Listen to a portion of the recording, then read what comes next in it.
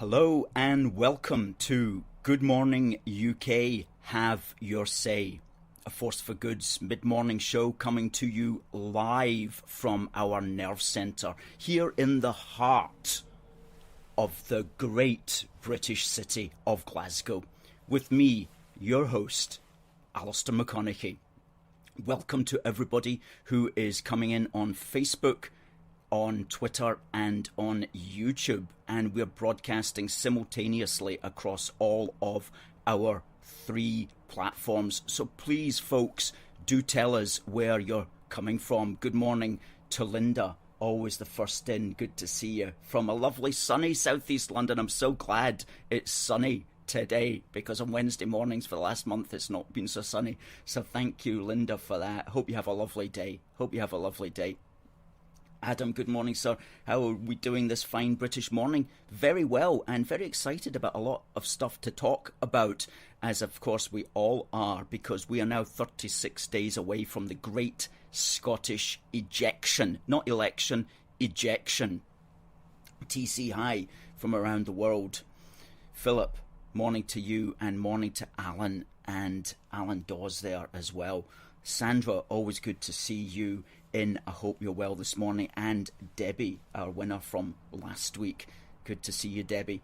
And Adam, what do you think of Alex Salmond's Alba party? Well, indeed, that is going to be our question to you this morning.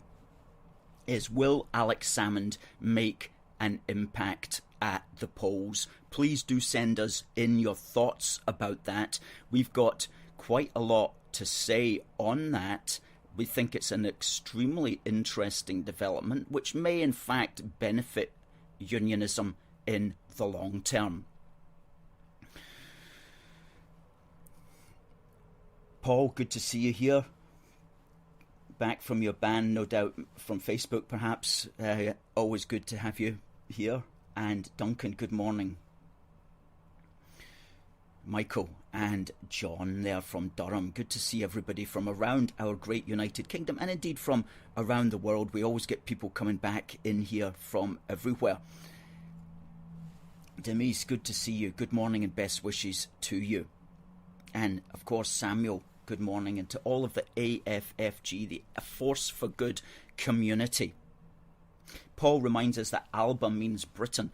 That's if we could be agreed on how to pronounce it, because I always just thought it was Alba, but apparently Alex Salmond has his own interesting pronunciation, which has actually got more syllables than two. So how do we pronounce Alba? That's another good question. Everybody tries to make it more complicated than it is. That's the problem. Divide and conquer is the plan. That's often true, Irene. I agree with you. Good, Adam. I'm glad you can watch it in full. And Pedro as well. Good morning, Pedro. Well, let's get into talking about Alex Salmond's recent move, which I think is really quite a remarkable one, really, and one that's definitely going to upset the powers that be.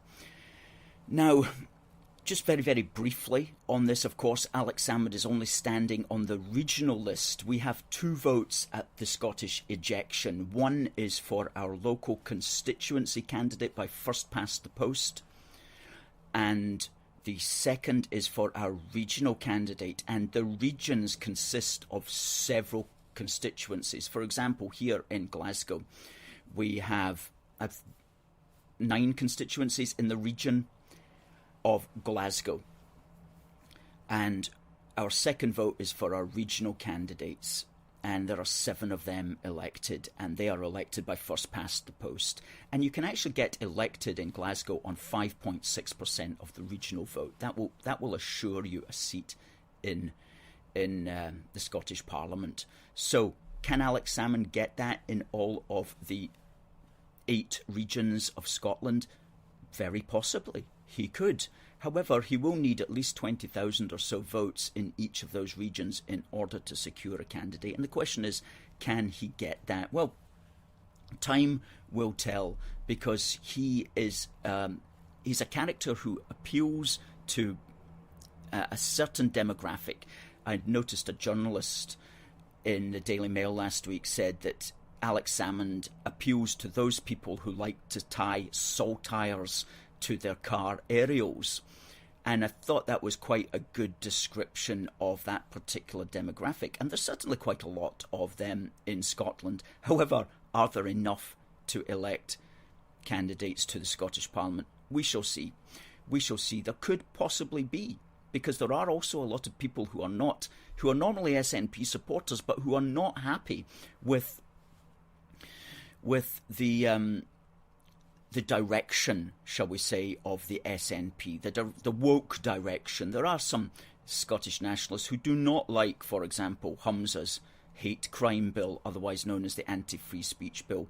There's quite a lot of them, and they don't like all this gender recognition and gender confusion that the SNP seem to be into. And so they will be looking to vote for something else. And to those people, I would say, don't vote for your SNP candidate in the constituency. And if you wanted, you could lend Alex Salmond your vote. That's what to do if these sorts of things annoy you. And I'm not the first person to say that. That's what people have been saying in the newspapers as well. Ian McWhirter in the Sunday Herald pointed these facts out, that there's plenty of SNP people who don't like either the anti-free speech law from Humza or the Gender Recognition Act. And they're not going along with all these woke people that have been brought into the SNP tent. So the SNP is vulnerable from that angle. And Alex Salmond himself recognises that, because in his launch of his Alba party, he in fact stated that he was sceptical of the hate crime bill, and he recognised there was a lot of people who were upset with it. And so that's he's pitching for that kind of SNP vote. So, Stephen interestingly says he sees little or no support for the Alba party. They will not take one single unionist vote, that's for sure. They will take regional seats from the Greens and SNP only. I agree that they are going to take seats from the Greens, because the Greens have only got elected because a proportion of their vote comes from Scottish nationalists who want to use their second vote in such a way as to elect another separatist party. So if they actually have the real deal in the shape of Alex Salmond, they're likely to give their votes to Alex Salmond. So I see the Greens as being major losers in this particular battle at the Great Scottish Ejection. And wouldn't it be wonderful if we got out those 5 Greens who are in there at the moment, who are, as one journalist at the weekend said, a wholly owned subsidiary of the SNP.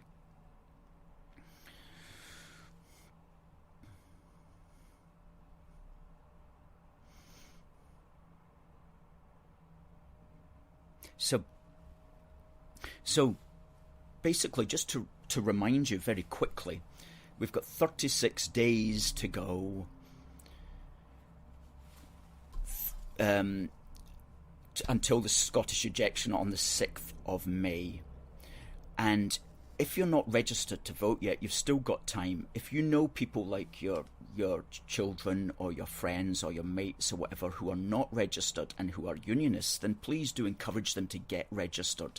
Okay, they've got until the 16th of April to get registered. And they can get registered simply by going to gov.uk/register-to-vote. And you can fill in the forms there to register to vote.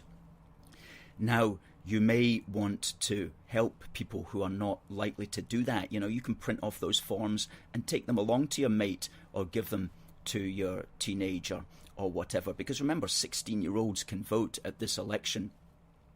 So if you think they're going to vote unionist, please do encourage them in whatever way you can to vote. And, we know blokes who say, oh, I've never voted, what's the point? Well, the point is we can get rid of Sturgeon, we can purge the Sturge, we can give Humza the heave.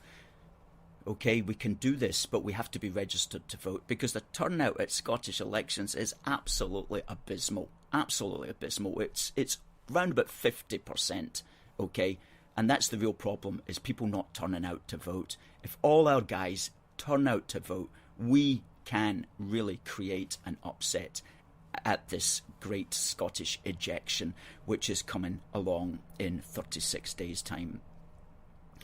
And today, Wednesday the 31st of March, is the close of nominations. Okay, so what that means is that at 4 o'clock today, nobody else will be allowed to put themselves forward as a candidate. And at 5 o'clock today, we are going to know who are all the people who are going to be standing at the Great Scottish Ejection in every constituency and in every region. So that's this evening. So today is the close of nominations. It's the close of nominations at 4 p.m. and we've got 36 days to go. And the whole country's watching just to see this show. With 36 days to go. Ding, ding, deedle-ding, ding, ding, deedle-ding, ding, ding. If you remember your Johnny Cash. So exciting times. And from tomorrow, 1st of April, bang, we are going into that big campaign.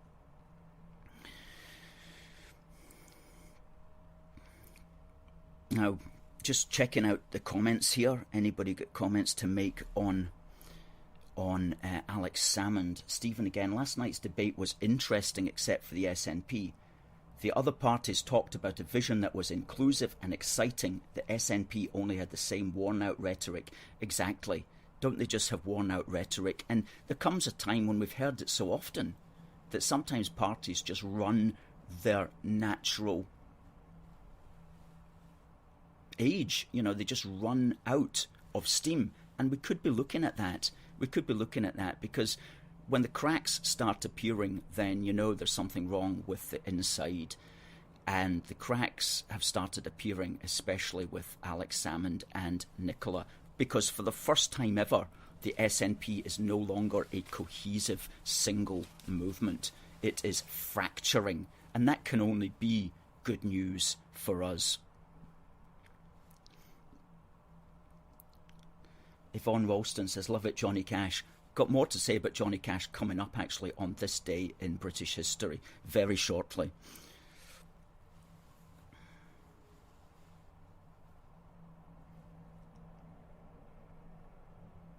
Adam says, what's our message to Jeanette McCranky Sturgeon if in the future she watches this? I will say, I hope you're enjoying your new employment, wherever that may be, but hopefully it's not going to be at Holyrood. I mean, what would Nicola Sturgeon be qualified to do, quite frankly, if she wasn't First Minister of Scotland? I don't know anything at all that she could seriously do. She just managed to get into the right job at the right time. Sandra's got a quote from Twitter. For years, Nats have been swamping polls. This tactic is designed to make non-separatists believe it's a foregone conclusion and not go to the polls. We must get people off their backsides and out to vote. That's so true. And what Sandra's talking about there is these endless polls that we keep seeing. These endless polls that try that are intended deliberately to demoralise. Now, we have to remember that one of the leaders of the polling agencies is, in fact, Angus MacDonald. He's got Angus Robertson, who is the former SNP deputy leader in the House of Commons who lost his seat. He basically set up a polling company instead, a polling company, deliberately to demoralise us, So we can't trust these polls because polls are a black art. The only poll we can trust for the moment is the poll on the 6th of May. And we need to get out and we need to vote. And if you're SNP and you just simply don't like Nicola Sturgeon, then don't vote. Just don't vote. Don't vote for her. Don't vote for her party in the constituency. Don't vote for her party in the region. That's a way of exercising your vote as well, as simply not voting.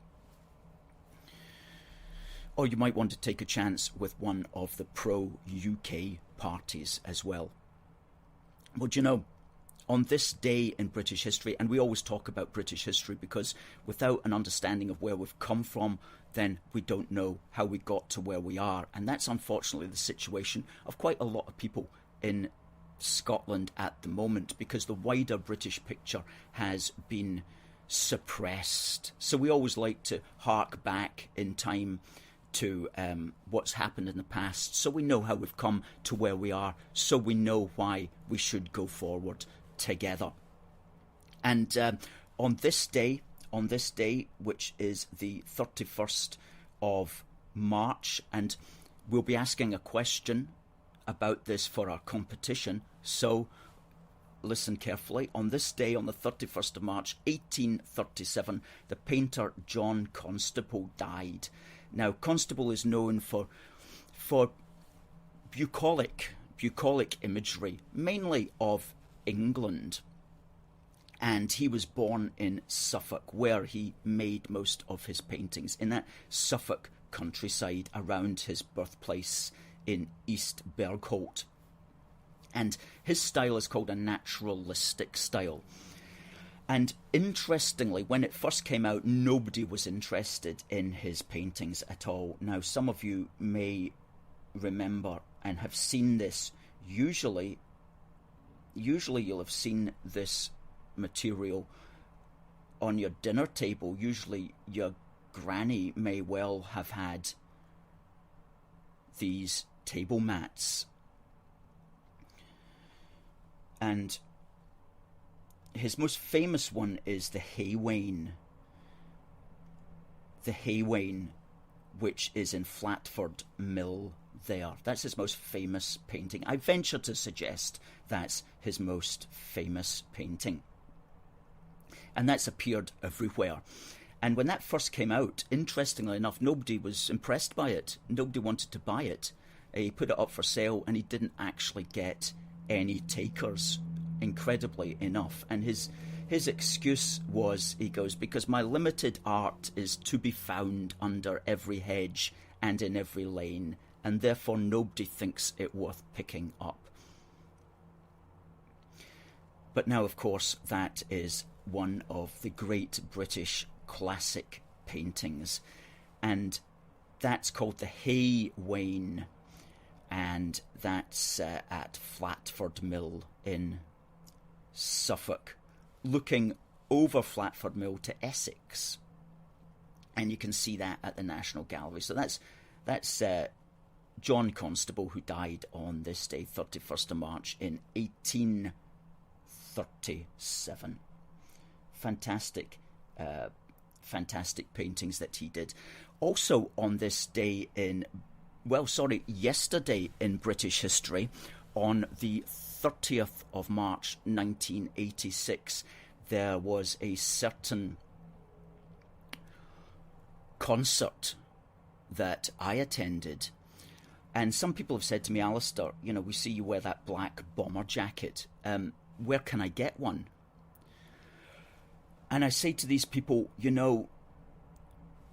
this is actually quite an exclusive bomber jacket and it's not able to be picked up anymore. But if you want one, here's what you'll need to do. You'll need to build a time machine and you'll need to set it for the 30th of March 1986.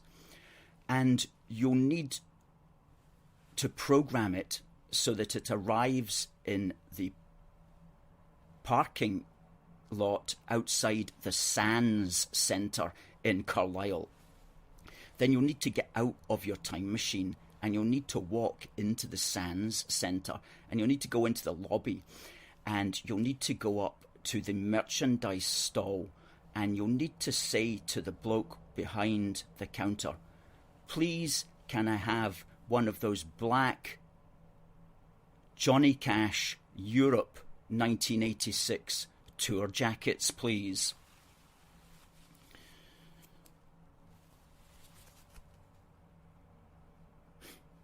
And he'll say, all right, mate, that's 40 quid.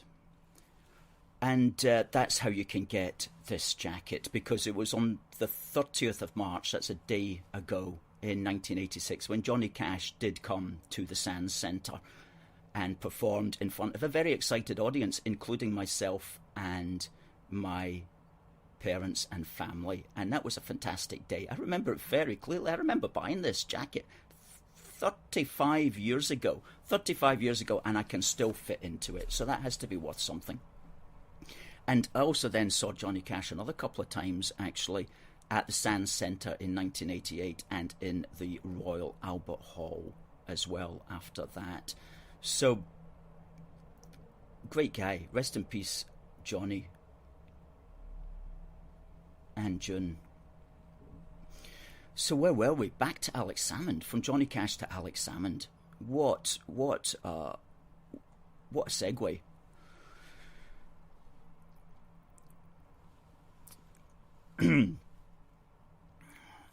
Paul says, I don't know what you're talking about there, Paul. I hope it's not rude.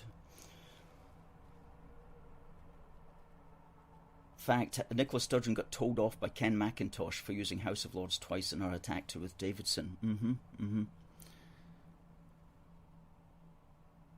And of course, Callum there just fires in that we've got to turn out to vote. Holyrood elections have always been a low turnout. It's time we tell everyone to vote. I'm sick of Holyrood. It's done nothing for the people. Absolutely. What do you think should happen if the Conservatives or Labour win, or if the SNP win again? Should all leaders from the Lib Dems, Labour and the Conservatives resign? I don't see that happening. I don't see that happening. Callum, what are your thoughts? Why should they resign, Callum?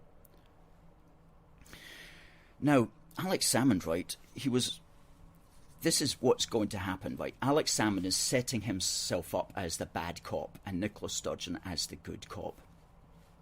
And if Alex Salmond gets elected, which is not beyond the bounds of possibility in the northeast region, if he gets elected, then he's going to be a constant pain in the backside to Nicola Sturgeon.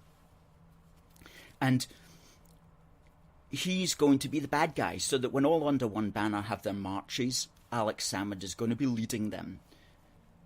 And he's going to be like the man for the crowds, for the saltire waving crowds. He's going to be up there at the front, geeing them on. Because Nicola Sturgeon has never led one of these all under one banner marches. She's stayed out of it for diplomatic reasons. But believe me, Alex Salmond will be straight in there. And the next all under one banner event is on the 1st of May. So we may even see him there in Glasgow on George Square. So he's going to be doing all of that. And in fact, the front page of the Metro said last week, Alex Salmond, take to the streets. This is what Salmond was advocating. Peaceful demonstrations. So he's really going to ramp that up among that sort of type of person. And, there's not that many of them, actually. And this is where the big problem is going to lie, because the media, and especially the London mainstream media, love to think that somewhere up there in the frozen north, there's hundreds of thousands of rebellious Scots running about in their kilts and boots, just ready to bring down the British state. I mean, that excites the BBC and all of those types. And so they're going to be running with that to the max, and they're going to be talking about all these rebellious Scots up there, the hundreds of thousands of them marching, when in fact we know, because we've counted them, that there's not those numbers at all. Okay?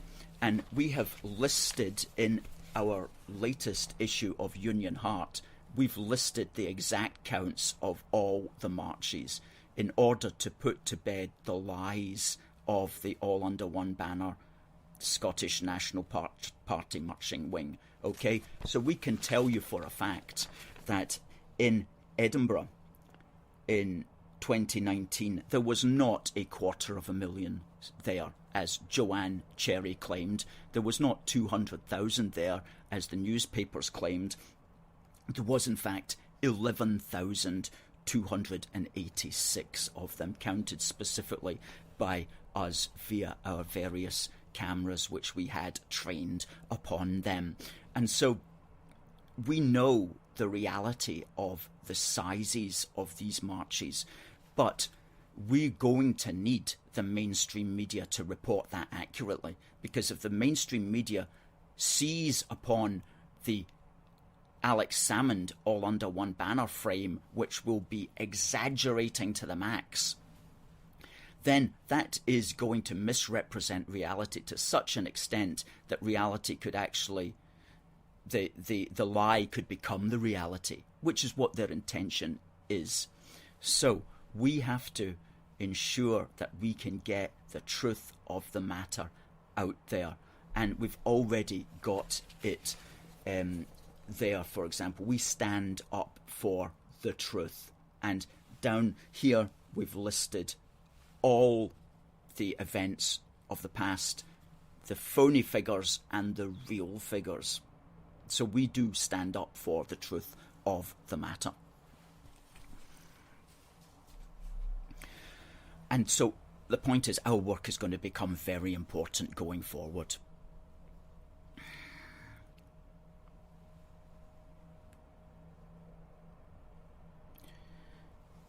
Adam says, Alex Salmond says that his push for independence will be, and I quote, difficult to say no to. How do you respond to that?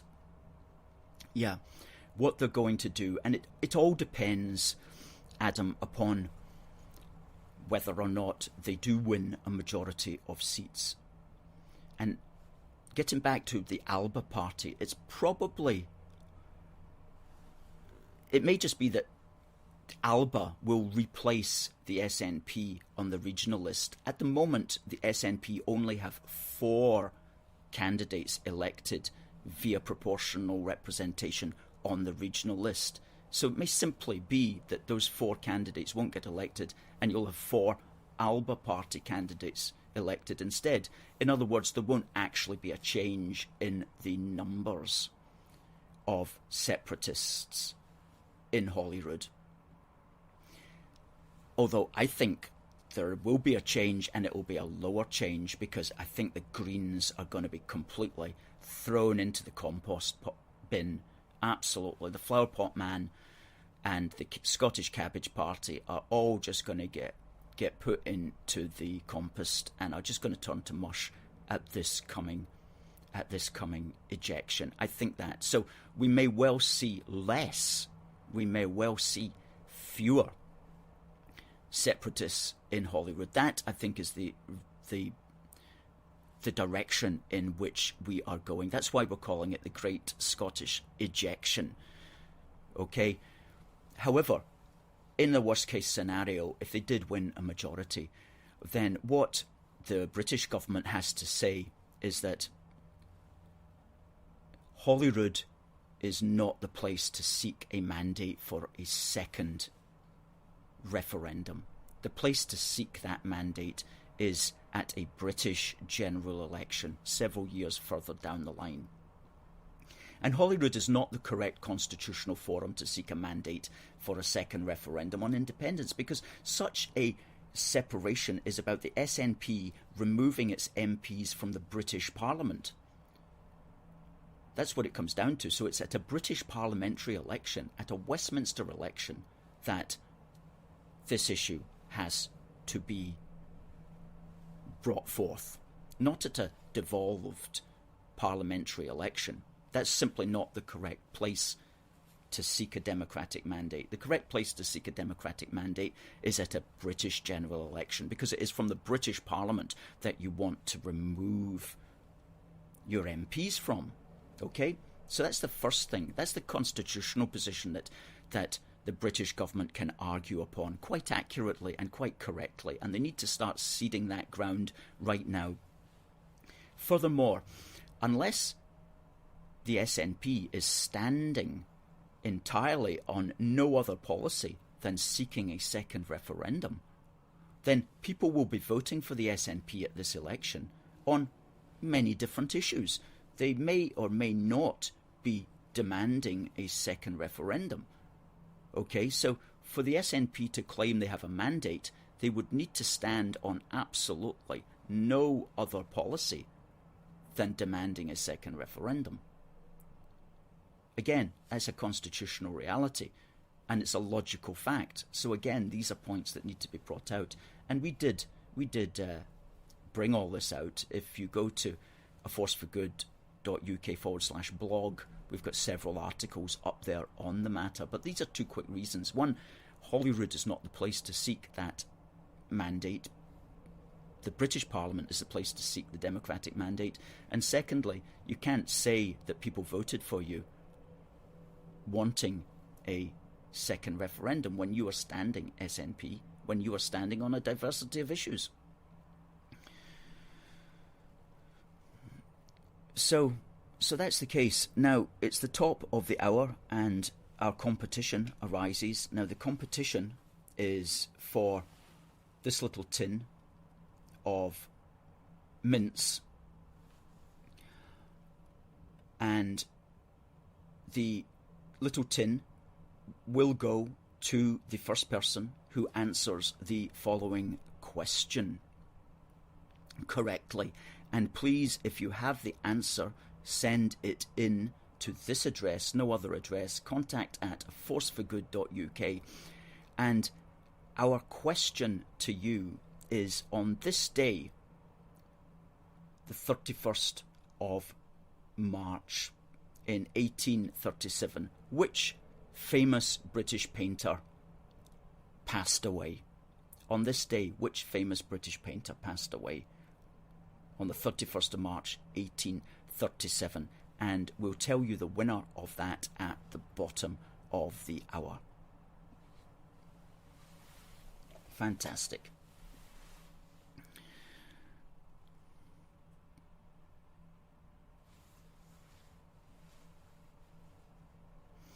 Well, Paul comes in with a very good point here. What happens to Sturgeon if the constituency incorporates Govan Hill? It's called Glasgow South Side. What happens if they choose somebody else? Well, that's an important point. Basically, what it means is if Sarwar, Anas Sarwar, leader of the Labour Party, if he won Glasgow South Side, Nicola Sturgeon would be out of Holyrood. Okay? That's what it would mean. Because she's number 2 on the Scottish National Party's regional list for Glasgow, but it's very unlikely that they would have 2 MSPs elected on the regional list. So if Anas Sarwar wins in Glasgow South Side, then Sturgeon is out of Holyrood. And wouldn't that be astonishing? Wouldn't that be an amazing turn-up for the books? And it's entirely possible, but it depends upon Anas Sarwar going in hard and going in strong on the sorts of things that disenchanted SNP people will give him their vote for. For example, going in hard against the SNP's hate crime bill, going in hard against the Gender Recognition Act, which allows men in women's toilets and all that kind of stuff, going in hard on that. But will he? Or is he just as politically correct as Sturgeon? You see, that's the bind that he's in. It's not like we've got people like myself or others standing for the Labour Party, in which case we would make mincemeat out of Sturgeon.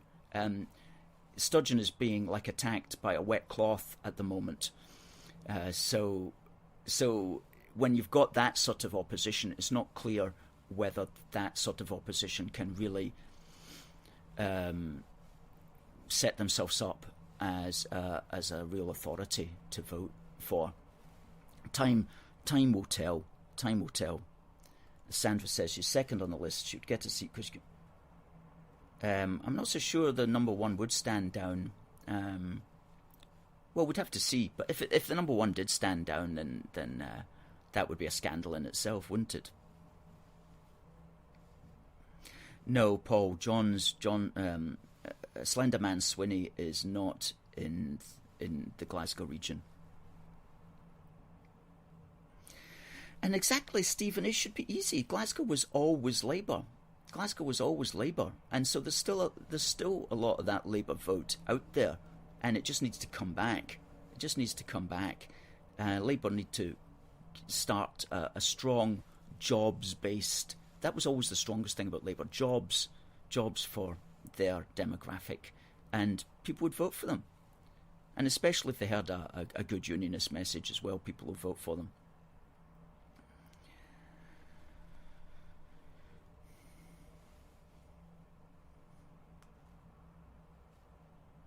But then Stephen says, is it credible for the leader of a party to only be a regional MSP? Don't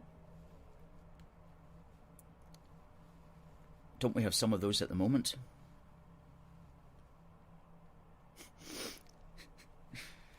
Yeah.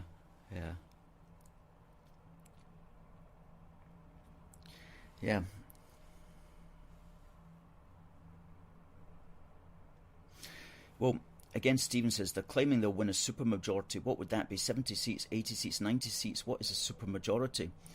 Yeah, I don't know how they're defining supermajority other than just a big majority in the Scottish Parliament, but it's almost certain that they're not going to get those sorts of things. You know, if every single person who votes SNP votes for Alba on the list, then they could get a supermajority, but that's simply not going to happen. And why should SNP people do that anyway, if they don't like Salmond and his people? And why would they vote essentially to split up their own party by introducing a new party into Holyrood that's going to be the bane of Nicola Sturgeon's existence?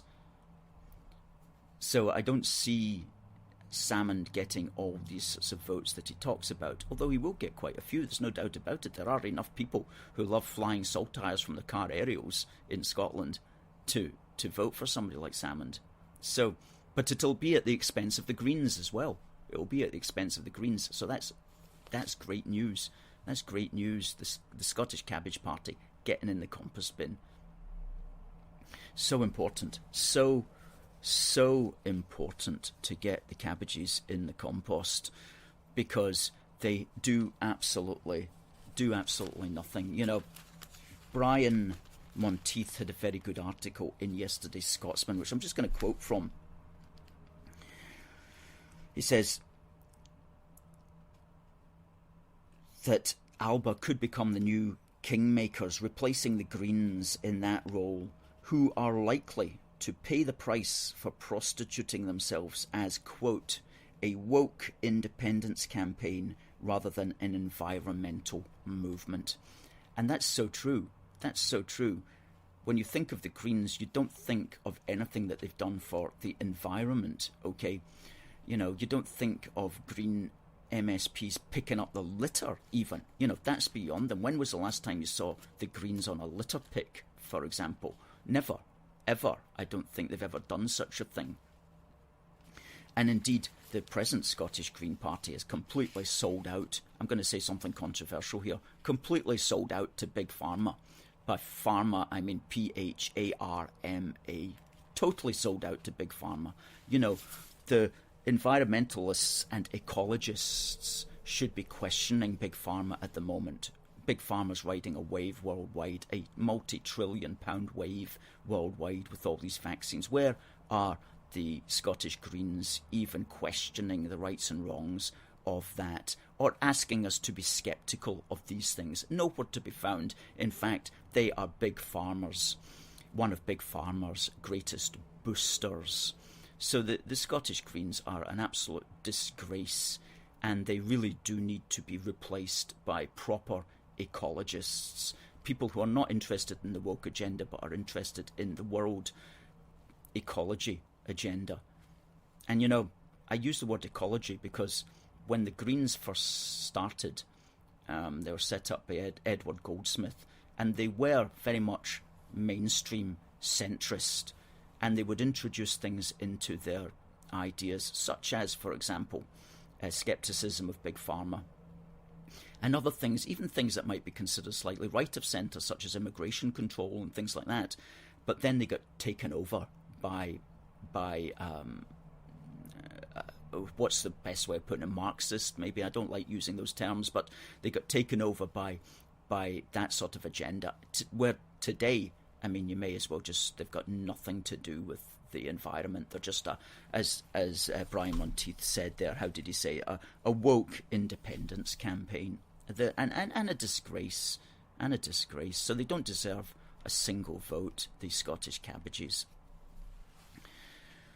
we don't have much time for them. You're probably guessing that.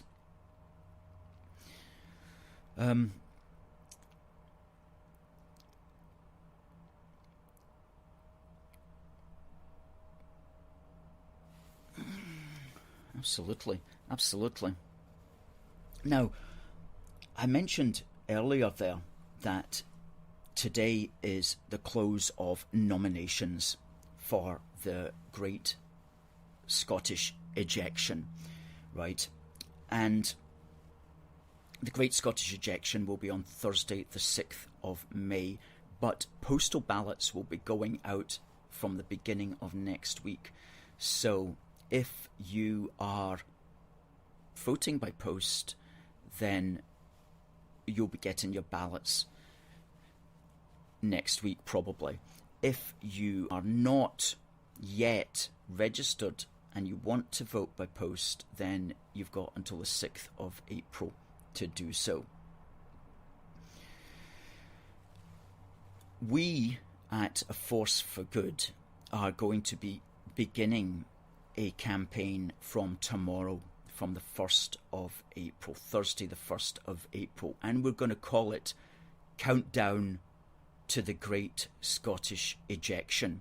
And what we're going to be doing every working day, every weekday that is, Monday to Friday, that will be 26 days, we're going to do a video in the morning from Humza Useless's constituency, which is Glasgow Pollock. And this campaign of ours is basically going to be intended to give Humza the heave, okay? Intended to give Humza the heave, to get Humza out. And we're going to be running a video every morning from the 1st of April to the 6th of May inclusive, and it's going to be on weekdays, and it's going to be called Countdown to the Great Scottish Ejection. 35 days to go, the next one 34 days to go, and so on. And it's going to be from somewhere in Humza Useless's constituency. And maybe we'll even meet him on the street, who knows. But we're going to be explaining why you should not support the separatists and why you should vote for the United Kingdom and its future. And we're going to, each day, we're going to have a programme that will address a particular failing of the separatists, whether it's education or crime or jobs or what have you. And we're going to be talking up the United Kingdom, and we're going to be reminding you to get out and vote. And that's what we're going to be doing. It's going to be Countdown to the Great Scottish Ejection. That's going to be a series of videos, about 25 or 26 videos between now and the 6th of May. And it's going to be broadcasting on Facebook, Twitter and YouTube simultaneously. So guys, if you can please share those videos, if you can please retweet those videos, if you're watching on YouTube, if you can give them the thumbs up and share them as well via YouTube, share them onto the other platforms that you're part of, because we want to get this message out there that we're going to give Humza the heave, and we're going to get Humza out, and we're going to purge the scourge at the Great Scottish Ejection on the 6th of May. So that's what we'll be doing here, and we'll be doing that live every morning from the constituency of Glasgow Pollock, probably mid-morning, sometimes depend because we might have further to travel in the constituency, but we're going to be doing that live from outside, and if we can bring in some local history of Glasgow Pollock at the same time as well. But there's lots to do here. You know, we can go down onto the Govan shipside, and we can show the BAE systems where they're building the frigates and other things that are going on in the Glasgow Pollock constituency, which is Humza's constituency. And of course, we are not a fan, as many people know, we are not a fan of Humza and we put out this wonderful, wonderful poster outside Holyrood, which says, Humza says you've had a bit too much to think. On Thursday the 6th of May, get Humza out in the Glasgow Pollock constituency. Okay, and that's Humza in his 1984 outfit. And remember, if we get him out, then again, he's not on the regional list. He's got no insurance policy. If he gets defeated, he's out of Holyrood. Imagine if we got Humza out and we got Sturgeon out. How our lives would change.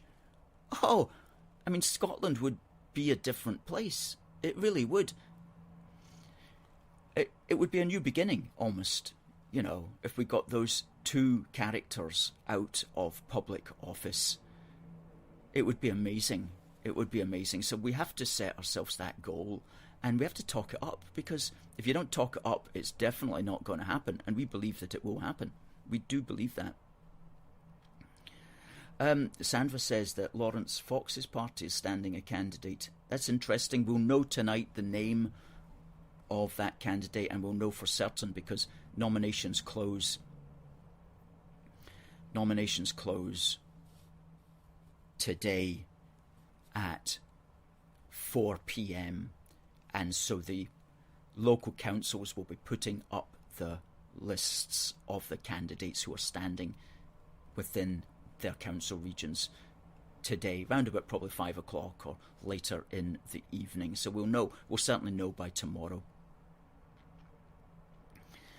Richard likes Scottish ejection. He likes that term. Absolutely. It's a great term. And as Christopher says, getting rid of Sturgeon and Humza would be like draining a septic tank. Yeah, that's for sure. A septic tank that we're all drowning in.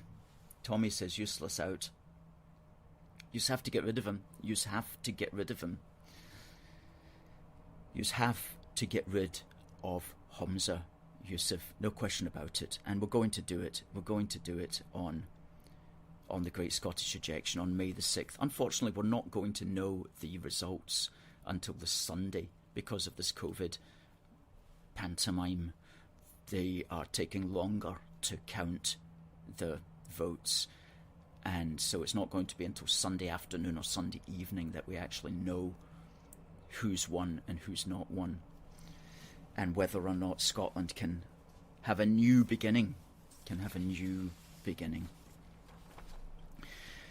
So folks, I read a fantastic letter yesterday that was in the Scottish Daily Mail, and I'm not going to read it all out. I'm going to put it up on the Facebook page, and we'll put it out on Twitter later today. But it was from Jill Stevenson, and she was pointing out, and I love these historical analogies, historical comparisons. She was saying that, you know, the SNP like to think that if they won a referendum by 51 to 49, everything's going to be hunky-dory, even though the country is split right down the middle.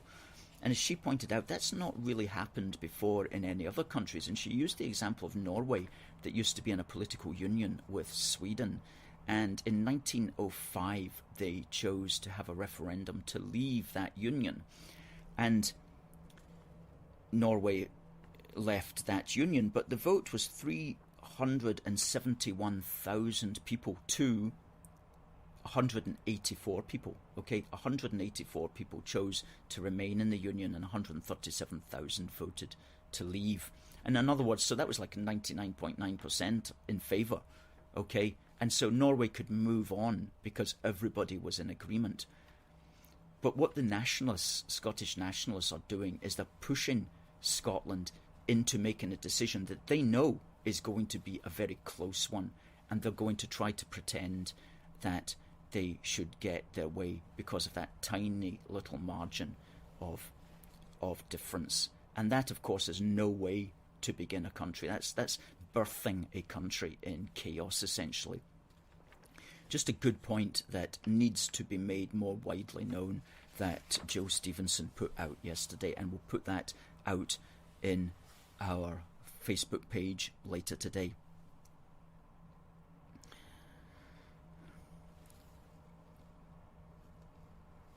Sandra Kane says Scottish comedian Leo Kearse is the candidate for Fox's Reclaim Party against Useless. Okay, thanks for telling us that. That will be confirmed this evening. Standing against the Scottish Nutters Party, or what we used to say back in the 70s, the Scottish Nosepickers.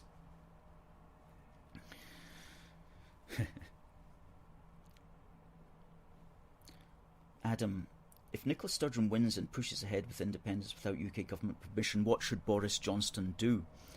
Well, she's not going to do that. She won't do that. She's not going to do it by her own free will. What Alex Salmond is hoping is that he gets elected and he's got enough people in the Parliament to hold her feet to the fire and to push her into doing that. But I am certain that her instincts are not to do that, whereas Alex Salmond's instincts are to do something like that because he's confrontational and he's a bit of a bully politically. So she might have to end up doing that, but only if Salmond is caught her into a bind that she has to do that. Okay, and what should Boris Johnson do? Well, what should reunionists do in a situation like that? My instinct would be to boycott something like that, to boycott it, not to give it any legitimacy. That would be a dangerous move for society as well, because it would be increasing the friction that exists within Scotland, and it would not be advisable to do something like that in a situation where a huge, indeed half the population, does not want that to go ahead. So that would be a bad move if she did it, and I don't see her doing it without Alex Salmond pushing her into it, but if she did it, I think we should boycott it. What's your thoughts, Adam? Should we boycott something like that or not? Alan says, when do the postal votes drop? Our understanding is next week, probably towards the end of next week. That's week beginning 5th of April. And we don't agree with postal votes in principle, because that's giving people a vote before all the other parties have properly had their say.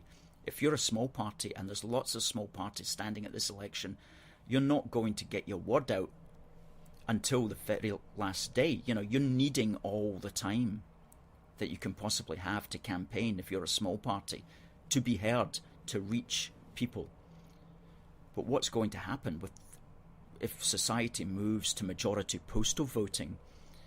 It means that lots of people are going to vote just for the parties that they know about, without taking a chance on the smaller parties, because they haven't had time to hear from the smaller parties. So postal voting terribly prejudices small parties, terribly prejudices them, because it doesn't allow them time to get their message out to as many people as possible. But to answer your question, towards the end of next week is when we believe that they're going out. But if you can, we always encourage people to go through the ritual of going along to the ballot box, and that also ensures that you see your post, you see your mark going into the ballot box, because who knows where it goes once you've put it into the letterbox. Everybody knows you can lose mail, and that's a big risk of postal voting. Sandra says not a single union supporter should vote in any wildcat referendum, and totally agree with that wildcat referendum. Adam comes back saying they're saying that if 50% or less then a vote boycott would be possible, but if it's 75% to vote over, yeah, there's not likely ever in Scotland to get to those sorts of figures where 75% of people want Scottish separation. I mean, that was never going to happen.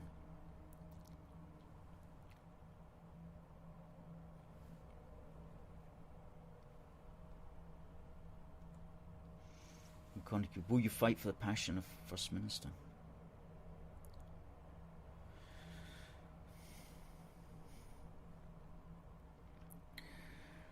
Aye. Let's see if we have a winner of our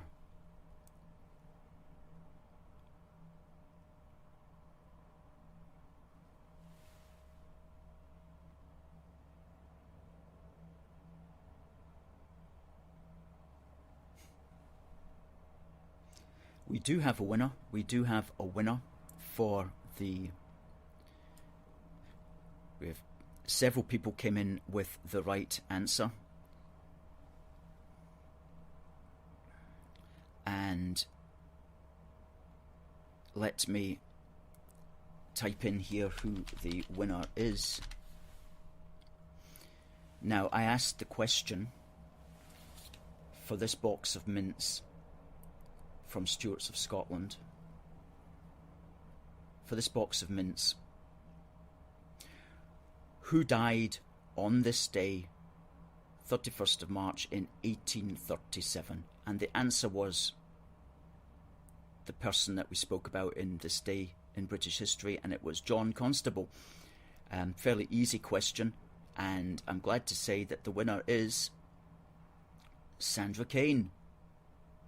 And that's fitting, because Sandra's made a lot of engagement this morning with the posts. So congratulations, Sandra, for winning this box. This box, which will be winging its way to you this afternoon. And enjoy, and they're nice mints, I can tell you that. Well done, Sandra.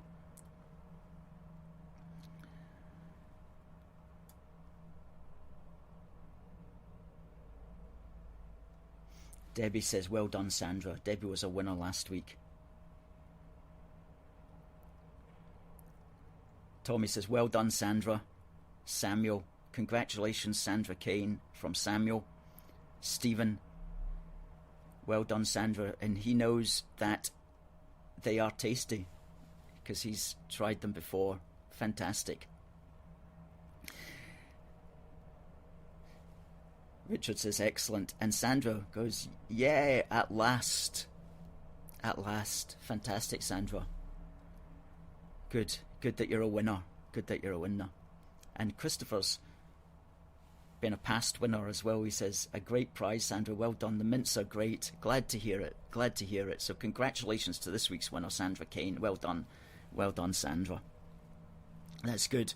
Folks, if you're watching on YouTube, please do smash the like button, the thumbs up button, because we that helps the algorithms and it helps get the message out.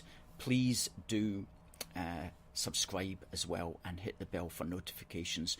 We are slowly getting up. We've got 1,170 followers on YouTube, so please help us get up there by subscribing to us and also retweeting this on Twitter. If you can retweet this broadcast with a quote tweet that's got a positive comment, then we'll retweet your tweet to 26,000 people. So please do retweet us with a positive comment and we'll retweet your comment to 26,000 people. And on Facebook, please do share, because we're now entering, we've got 36 days to go.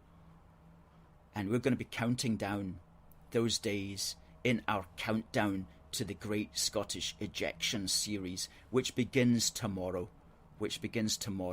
Broadcasting live from the great British city of Pollok and the great Union constituency of Glasgow Pollok, where we're going to aim and we're going to achieve the ejection of Humza Yousaf, who has who is going to have to pay democratically and politically for his anti-free speech crime against the Scottish people. He has to pay for that democratically. He has to be given the heave-ho. And we're going to do what we can every working day between now and the 6th of May to give Humza the heave, to purge the sturge, to get Slender Man Swinney in the big wheelie binny, and to make Angus Robertson the soon-to-be forgotten one. We have to do this, and we're going to do it at the Great Scottish Ejection. So thanks everyone for watching and taking part. Have a great day and all the best. It just remains for me to say thank you for watching.